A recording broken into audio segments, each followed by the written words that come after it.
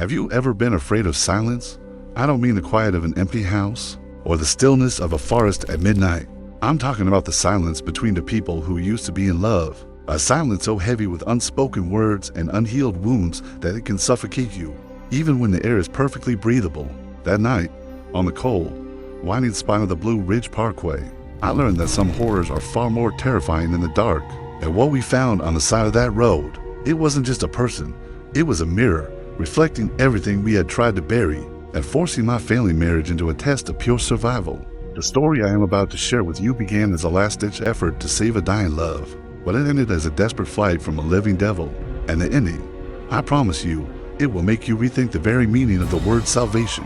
Before we descend together into the fog of that memory, do this for me. I want you to pause for just a moment. Look around you. Drop a comment below and tell me, where in the world are you?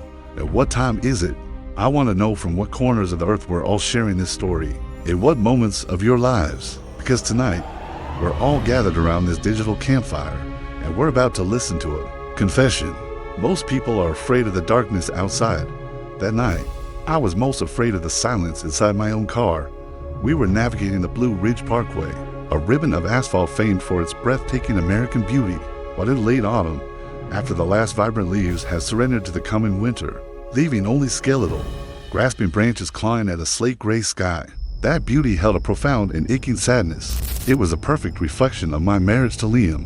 Once a vibrant canvas of color and life, it was now a stark, cold landscape, bracing for an unforgiving winter of its own. We hadn't spoken a single word to each other for the better part of an hour. The quiet wasn't peaceful. It was a weighted silence, a tangible pressure that settled on my chest, making each breath feel like a conscious effort. Liam's knuckles were white on the steering wheel, his gaze locked on the road ahead as if it were the only solid thing in a dissolving world.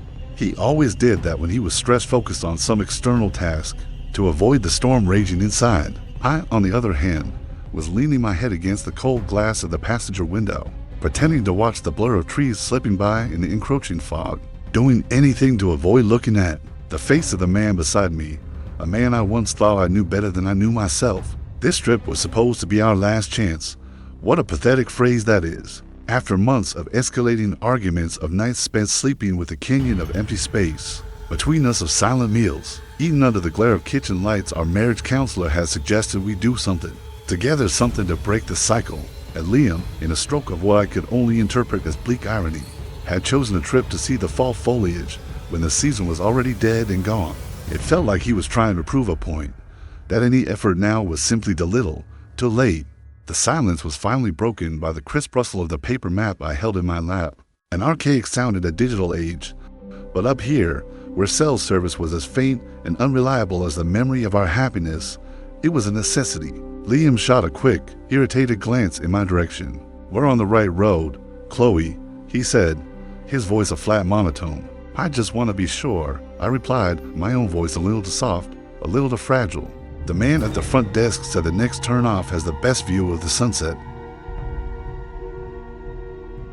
The memory of that man surfaced, unbidden. We checked into our rustic mountain lodge an hour earlier. The man at the front desk, Marcus, had been impossibly charming. A handsome, silver-haired man with a smile that seemed to radiate genuine warmth. He leaned over the counter, his eyes crinkling at the corners. He had a way of making you feel like you were the only person in the world. He'd been especially attentive to me. "You'd look like you could use a little magic," he'd said, his gaze lingering on me a moment too long. "Forget the main overlook. There's a little access road, about 20 miles up. Hardly anyone knows about it. The view, it's transcendent."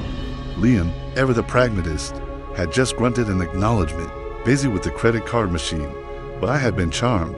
It felt like a small kindness, a secret offered just to us. Now, recalling it, a faint, undefinable unease pricked at the back of my mind. "A stranger says so, and you believe him instantly," Liam muttered, just loud enough for me to hear, but quiet enough that he could claim I'd misheard. There it was, the core of our problem, laid bare in one dismissive sentence. I was the dreamer, the one who operated on intuition, who believed in small acts of magic and the kindness of strangers. He was the man of logic, of facts and figures, of tangible proof. In the beginning, that dynamic had been our strength. He was my anchor, and I was his wings. Now, it was a chasm. My trust, in his eyes had curdled into naivety. His logic, in my eyes, had become a cold, unfeeling cruelty. I folded the map, the chill from the window seeming to seep into my very bones. The fog was growing thicker now, a dense, white wall that turned the road ahead into a ghostly tunnel. The car's headlights could only penetrate a few yards, creating an unnerving, claustrophobic bubble of light in an ocean of gray. It felt as if we were in our own little world, completely cut off from everything else. And it was in that suspended, ethereal moment that I saw it. It was a flicker at the very edge of the headlight's beam, a strange, crumpled shape by the side of the road, a dark blot against the damp, decaying leaves. It wasn't a rock. It wasn't a fallen log. It had angles, the wrong kind of angles, the angles of limbs, of a body broken and discarded. "Stop," I screamed, my voice tearing through the heavy silence of the car.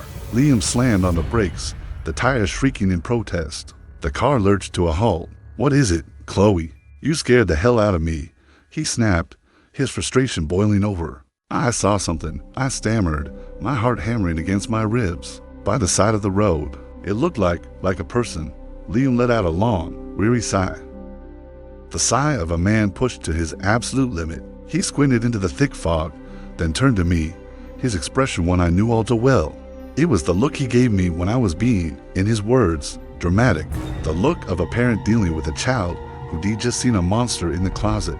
It was probably a bag of trash, honey, or a deer. The fog plays tricks on your eyes. No, Liam, I'm sure. I saw legs. I saw the shape of legs. I pleaded, but my voice was losing its conviction under the weight of his skepticism. His words, a bag of trash, echoed in my head. It wasn't just a dismissal of what I saw. In that moment, it felt like a dismissal of me.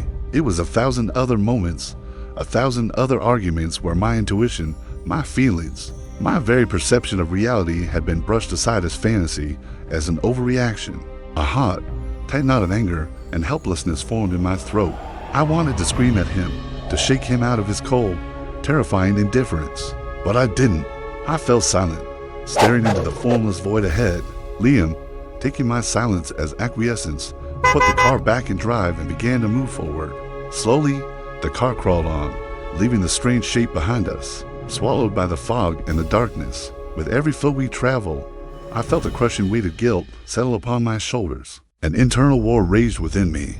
One part of my mind, the part that still trusted itself, screamed that I had to believe my own eyes. The other part, the part that had been worn down by years of doubt, whispered Liam's words back to me. "You're just imagining things. You're making a scene." The image of that crumpled shape replayed itself in my mind's eye, vivid and haunting. The unnatural contortion of the limbs, the absolute stillness. If I'm wrong, I'll be the fool in his eyes, yet again. But if I'm right, that we just became monsters. We just drove away, leaving a human being to die on a cold mountainside, all because of my husband's apathy and my own cowardice. That thought was a shard of ice in my heart, no. I couldn't live with that. I didn't care what he thought of me anymore. I didn't care if I looked like a fool. After a few minutes that stretched into an eternity, just as I thought the moment had passed forever, I reached across the console and placed my trembling hand on his, the one gripping the steering wheel. He flinched slightly at the unexpected contact. I looked him directly in the eye, and for the first time that day, my voice was steady. It was forged in a fire of desperation and certainty, strength I didn't even know I possessed. Turned back, I saw the protest form on his lips, the argument, the sigh, the tired dismissal. But he must have seen something different in my eyes that night. Not hysteria, not drama, just a raw, unshakable conviction. He held my gaze for a long moment, the engine humming in the charged silence. Then, he gave a slow, deliberate nod. Without another word, he found a place to make a three-point turn, the headlights sweeping across the dense wall of trees like a searchlight. The car crept back the way we came. My heart was a frantic drum against my ribs. I was simultaneously praying I was wrong, so we wouldn't have to face a horrific reality, and praying I was right, so I could prove, if only to myself, that I wasn't crazy. We neared the spot. Liam switched the high beams on. A powerful, white light sliced through the fog, and then we both saw it. It wasn't a bag of trash. It wasn't a deer. It was a woman. She was curled in a fetal position in a shallow ditch, half submerged in a bed of wet, brown leaves. Her dark hair was matted to her pale face. She wore a thin jacket, utterly inadequate for the mountain chill. One of her cheeks was blossoming with a dark, violent bruise, the color of a dying violet. Her eyes were closed, but we could see the faint, shallow rise and fall of her chest. Liam went utterly still. I heard his sharp, sudden intake of breath. I glanced at his profile. All the color had drained from his face, replaced by a mask of pure, unadulterated horror, and something else, a flicker of profound guilt. He had been wrong, and this time, being wrong could have cost someone their life. He jammed the car into park, leaving the engine running. "Stay in the car," he commanded, his voice tight with urgency. He threw his door open and stepped out into the cold, misty air. I watched his silhouette move through the beams of the headlights. He approached the woman slowly, cautiously, as one might approach a wounded animal. He knelt beside her. "Ma'am, can you hear me? Are you okay?" There was no response. He gently, hesitantly, touched her shoulder. Her eyelids fluttered open. They were vacant, unfocused, but as they landed on Liam, a spark of pure terror ignited within them. She scrambled backwards, trying to sit up, to shrink away from him. "Please." "No," she whispered, her voice a dry, rasping sound. "No, no, it's okay. We're here to help," Liam said quickly, holding his hands up in a gesture of peace. "My name is Liam. My wife, Chloe, is in the car. What happened to you?" The woman's terrified gaze shifted from Liam to the car, to me. The sight of another woman seemed to calm her slightly, some of the wild fear receding from her eyes. She took a ragged, painful breath. "Running," she whispered, each word an immense effort. "My husband, She couldn't finish the sentence, but the tears that began to trace paths through the grime on her bruised face said everything. Liam looked back at me, his eyes wide with a silent question. I nodded emphatically. There was no discussion to be had.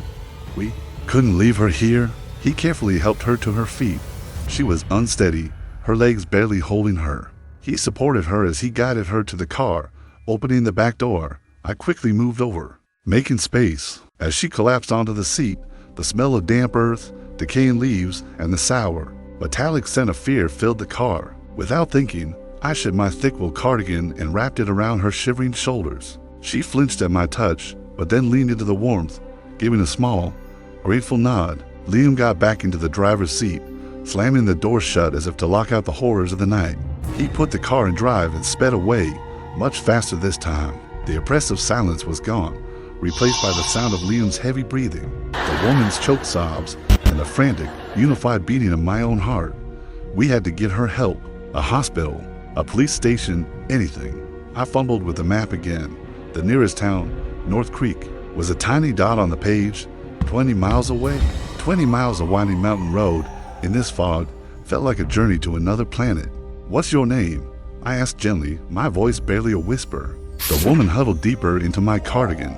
After a long moment, she answered, her voice still trembling. "Evelyn, okay, Evelyn. You're safe now. We're going to get you somewhere safe." I promised, praying it was a promise I could keep. Liam remained silent, his entire being focused on driving, but I knew his mind was racing, just like mine. What had happened to her? Where was this husband? Was he looking for her? The warmth of the car and her presence seemed to be having a small effect on Evelyn. She took a sip from the water bottle I offered her, and then, in a broken, halting voice, she began to talk. She spoke of her husband, Marcus, of his charisma, his charm, his standing as a pillar of their community. She spoke of how no one ever believed her when she tried to hint at the man. He became behind closed doors. He was a master manipulator, she said, always twisting things, always making her feel like she was the one who was unstable, the one who was crazy. "He's so smart," Evelyn sobbed quietly, always one step ahead. "He was so kind. He even gave some guests at the lodge a tip for a beautiful shortcut to see the sunset, a road no one ever uses." At those words, a deathly cold washed over me, far colder than the mountain air. I froze. Liam's head snapped up, his eyes finding mine in the rearview mirror. We stared at each other for a long, silent second. It was a moment of pure, shared horror, a dawning realization that was more terrifying than anything we had yet experienced. The charming man at the front desk, the man who had smiled that warm, trustworthy smile and suggested this very road, the man Liam had dismissed as just a stranger. It was Marcus. A single, horrifying thought connected every dot. He hadn't just been chasing her. He knew where she would run, and he He had sent us here. He had deliberately pointed us to random strangers down this isolated, fog-shrouded road. Why? As witnesses or as part of some twisted, unimaginable game? The fear I felt was no longer a vague, atmospheric dread. It now had a face, a friendly, smiling, handsome face, and that was infinitely more terrifying. Suddenly, the car was no longer a sanctuary. It was a cage, a trap we had willingly driven ourselves into. We had no idea how close the hunter was. The car, once a bubble of potential safety, now felt like a glass box in a shooting gallery. Every shadow the headlights cast seemed to take on a menacing shape. My mind reeled, trying to process the chilling implication. We were not random saviors. We were pawns, deliberately moved into position on a psychopath's chessboard. I found myself replaying our brief interaction with Marcus at the hotel desk. His easy smile, the way his eyes had seemed to pierce right through you, the seemingly innocent recommendation. Had he seen the tension between Liam and me? Had he identified us as a target of opportunity to people distracted by their own misery, less likely to be suspicious, easier to manipulate? The thought made my skin crawl. Liam was driving with a fierce, controlled desperation. The pragmatist in him had been shattered, replaced by a raw, primal instinct to protect. His eyes darted constantly between the foggy road ahead and the rearview mirror, searching the impenetrable darkness behind us for a pair of headlights that weren't there yet. And then, just as my frayed nerves were beginning to convince me that perhaps we were overthinking it, that perhaps it was all just a horrifying coincidence, the thing we dreaded most happened. As we crested a small hill, a single, flickering bar of cell service appeared on my phone screen, and almost simultaneously, a cheerful, upbeat melody pierced the taut silence in the car. It wasn't my phone. It wasn't Liam's. I wrapped my arms around Evelyn's shuddering form, holding her tight against me. "It's okay, Evelyn. You're okay. We won't let him get you." I was saying the words to comfort her, but I was also saying them to convince myself. "The map. Find the police station on the map," Liam ordered, his voice strained. My hands shaking, I unfolded the map, my eyes struggling to focus in the dim glow of the dashboard lights. My finger traced the winding line of the road, the town North Creek. "It's 10 miles from here. Just keep going straight. 10 miles. It felt like 100. Every second that ticked by was a second that he could be gaining on us. I fought the overwhelming urge to look in the rearview mirror, terrified of seeing the glare of his headlights cutting through the fog behind us. The fog, which had once felt so isolating, was now our only ally, a curtain hiding us from the hunter's eyes. But it was also our enemy, obscuring the road, turning every hairpin turn into a gamble with a sheer drop into the abyss. For the first time in months, maybe years, Liam and I were a team, not a broken couple, but a single, functioning unit. There was no criticism, no condescension. There was only a desperate, unspoken trust, forged in the crucible of mortal fear. He trusted my navigation. I trusted his driving. We were no longer running from our own problems. We were running for our lives, and in doing so, we were, without realizing it, beginning to outrun the ghosts that had haunted our marriage. Those 10 miles were the longest of my life. Time stretched and warped, each minute an eternity. The car flew through the night, its engine a high-pitched scream of protest. The sound of the wind rushing past, Evelyn's muffled sobs, and the frantic, syncopated rhythm of our own heartbeats created a symphony of chaos. I didn't dare look back, convinced that at any moment, I would see the twin orbs of his headlights appear in the mirror, a predator closing in. And then, just as I felt my sanity begin to fray, a faint, unfamiliar light began to bleed through the dense fog ahead. It wasn't the white of headlights. It was blue and red, pulsing with a steady, metronomic beat, a heartbeat of hope. There, I screamed, my voice raw. "Lights. That has to be the town." Liam saw it too. I felt him press harder on the accelerator. The car seemed to almost lift off the road. The red and blue lights grew larger, brighter, cutting through the gray shroud. It was a police cruiser, parked outside a small, brick building. A sign came into view, illuminated by a single floodlight. North Creek Police Department. It was a lighthouse in the storm. Liam wrenched the wheel, swerving the car into the small parking lot and screeching to a halt directly in front of the glass doors. He killed the engine. For a single, breathless second, absolute silence fell, broken only by the sound of 3 people gasping for air. We had made it. We were safe. Liam didn't waste a moment. He threw his door open, ran around the car, and pulled open the back door for Evelyn and me. He half carried, half supported Evelyn, who was still weak and disoriented, out of the car. I scrambled out after them. We practically fell through the doors of the police station. The harsh, fluorescent light inside was blinding after the darkness. A middle-aged officer with a thick, gray mustache looked up from his desk, his expression shifting from boredom to surprise. "We need help," Liam said, his voice hoarse with adrenaline and relief. This woman, she was attacked by her husband. He was chasing us. The officer was on his feet. Instantly, his weary demeanor vanished, replaced by crisp, professional focus. "Come on in. Sit down right here." The other officers, both women, emerged from a back room. The moment they saw Evelyn's condition, they moved toward her with a quiet competence that was immensely comforting. They didn't pepper her with questions. They simply guided her to a chair, one fetching a cup of water, the other a thicker blanket. They spoke to her in low, soothing tones, creating an immediate bubble of safety around her, while Liam recounted the entire story, to the male officer from finding Evelyn on the roadside, to the horrifying phone call I just sat, watching Evelyn. Her violent shivering had begun to subside. She was taking small, tentative sips of water, her eyes still wide with fear, but no longer completely vacant. A tiny spark of life had returned. After a while, the female officers gently guided Evelyn into a private office to take her statement away from the main room. As she was leaving, she paused and looked back at me and Liam. She didn't say thank you. She didn't have to. She simply raised a hand, placed it over her own heart, and gave us a small, solemn nod. It was a silent acknowledgement, a gesture that conveyed more gratitude and shared humanity than words ever could. In that moment, I felt the massive, adrenaline-fueled weight on my shoulders finally begin to dissolve. A deep, bone-weary exhaustion washed over me, but it was a sweet exhaustion, the kind that only comes after a battle has been won. We had done the right thing. It was nearly dawn when we finally left the station. The night's events had been confirmed. Marcus had been apprehended at a gas station a few miles down the road, where he'd stopped, ironically, to ask for directions. According to the officer, he hadn't resisted. He had smiled as they put the cuffs on him, a final, chilling act of defiant psychosis. Evelyn was safe. She was with a victim's advocate, and her mother was on her way to get her. The immediate nightmare was over. Liam and I sat on the cold, plastic chairs in the waiting area, utterly drained but wrapped in a strange sense of peace. The silence returned between us, but this time, it was a different kind of silence. It wasn't empty or hostile. It was full of the shared experience, the shared terror, the unspoken understanding that had been forged between us in the crucible of that night.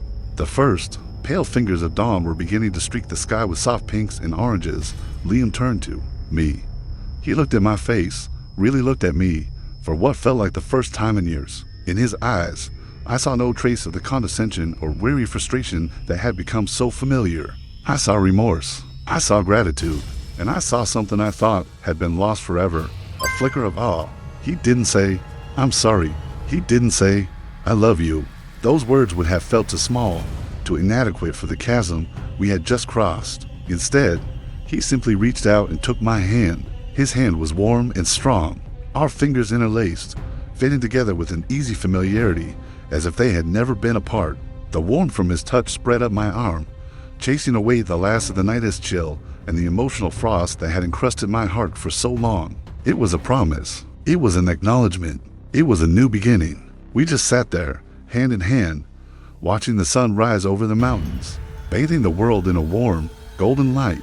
That night, we had driven into the darkness to save a woman running from her demon, but in doing so, I think we had finally found the way out of our own. Sometimes, you have to get lost to find your way home, and sometimes, the hand you reach out to save someone else is the one that ends up saving you.